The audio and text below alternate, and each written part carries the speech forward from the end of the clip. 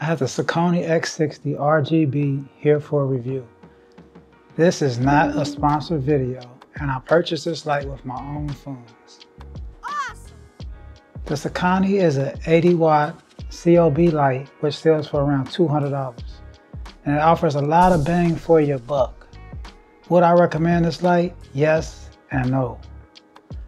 I will give you my honest assessment of the Sokani X60 RGB, which I used for roughly a month. The short answer is this light is not recommended for a key light or a main light. It just does not have the power or the output. But this light is great for a hair light or to add a splash of color in the background. So what's included in the package? You get a case, which is nice to have, but other reviewers have said it's such a great carrying bag. And I have to disagree. This bag is decent and it does the job, but when compared to premium bags like the Aperture, there's a significant difference in quality. The bag does not have any branding, which may be a good thing. The padding is adequate and the compartments are adjustable, but you only have 2 spots in the bag, one for the light and one for the reflector. On the hood of the bag, there is a zipper compartment for the cables or other cables that comes with the bag. The rest of the cables will have to fit under the reflector or inside the reflector. So in the bag, you also receive a power brick and cables to plug it in. You also receive the Euro cables as well. You will get a shoulder strap, a reflector, and a manual. The items were packaged very well. The light is well constructed, basically metal with a few small plastic pieces like the knobs. I'm very impressed with the quality and the build of this light. The yoke is strong and the Bowens mount works very well. Question is, can this hold up on a light stand? Let's twist this yoke. All right, so now it's pretty tight. Release it. There you have it. 48 inches, baby. This thing holds pretty solid. 48 inches.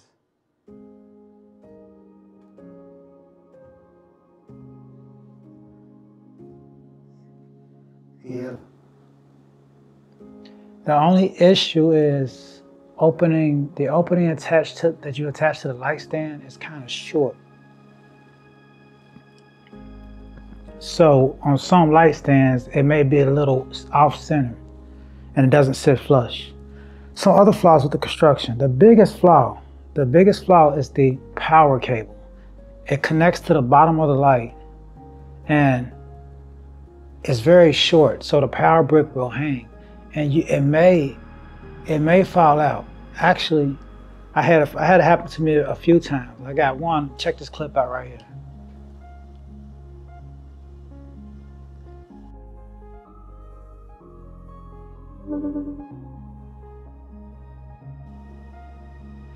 And the other flaw, the other weakness is the screen on the back of the light is very weak. I mean, it's very cheap. I don't know what the pixel count is, but it's very low. It's like a 90 screen or something. It's pretty bad. So the only way to view this screen is from a straight on angle. You have to be straight on with the screen. But on the plus side, this light is very portable and it packs a lot of output for such a small package. You can also power this light via battery and D-tap via V-mount battery.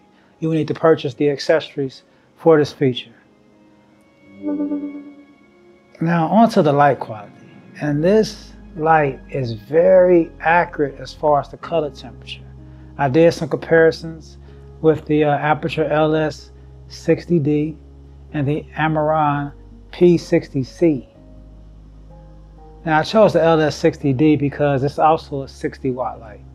The Sokani is labeled as an X60, but it's actually an 80 watt light. But to me, they're in the same ballpark as far as output. And the P60C is a 60 watt RGB panel light. And I also threw in the 192C light from Aperture. It's an old light, like 10 years old. But I just want to give you an idea of the output. So check these stats out. I'm gonna put the results on the screen. You can check it out. The settings for this test, I had the ISO of 160, the shutter speed at 1/60th, and I had the light 1 meter away from the wall.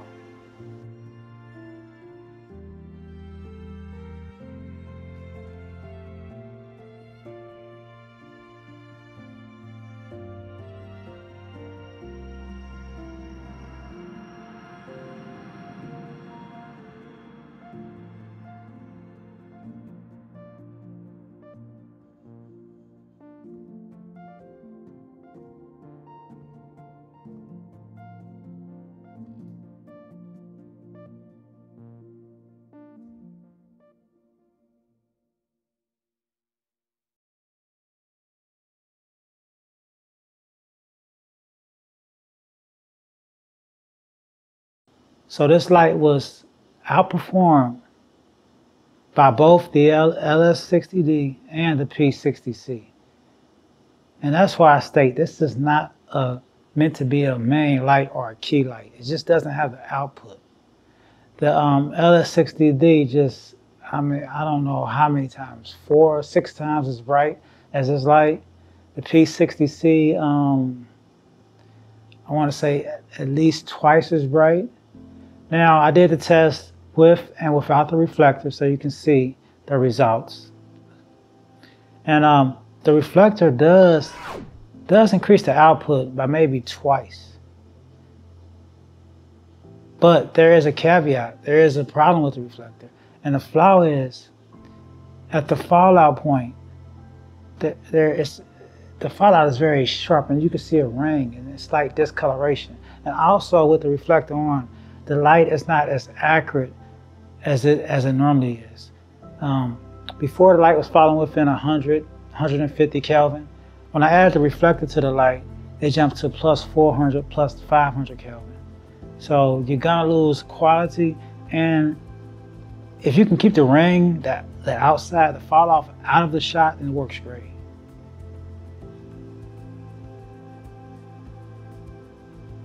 So this light is definitely not powerful enough to fill a large modifier, because without the reflector on, you get half the output.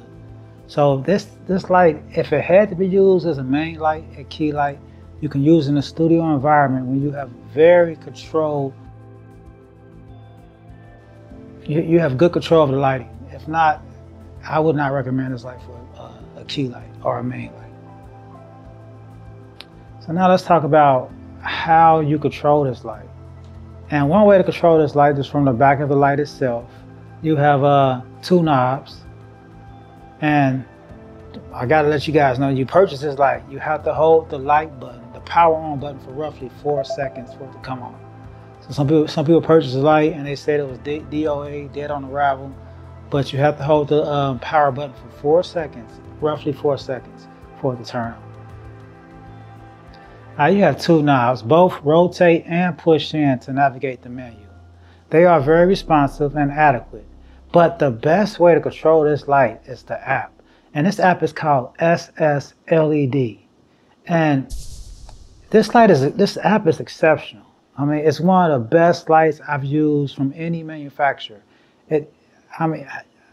As far as the responsiveness of this app, it beats any rivals. It beats Aperture. It beats Goldox. For example, right? I'm using the app on my phone, and let's say I go to another app. I might go to Facebook. I might go to YouTube. But when I come back to this app, all the lights are still connected, and they work instant. Now, as far as with Aperture, if I do the same thing, when I come back to the light app, it takes 5, maybe 8 seconds to reconnect to the lights.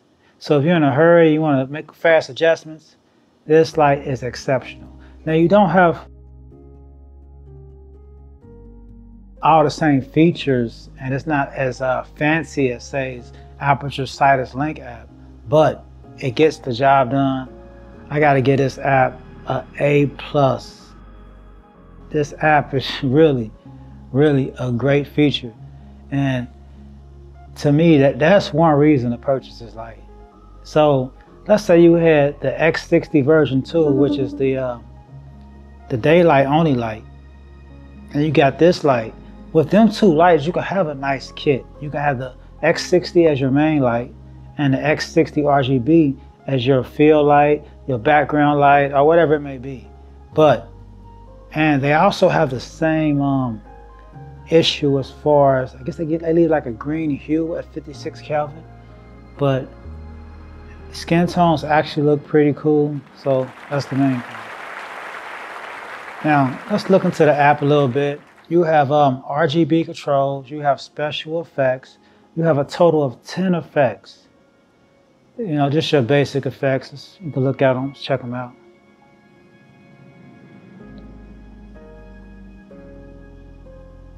And you have a CCT range of 28K, 2800K to 10,000K. So you got a pretty broad range, and you can control every feature, every special effect from the app. There's also remote control to control the light, which I did not purchase, so I was unable to test. So let's talk about the fan noise.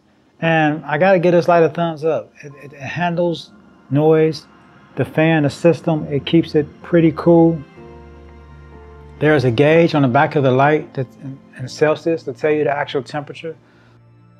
I never went over 45, 46 Celsius. And I kept this light on for maybe hours at a time. So I would recommend this light for anyone in the studio environment that needs a quiet light. This light is to definitely get the job done.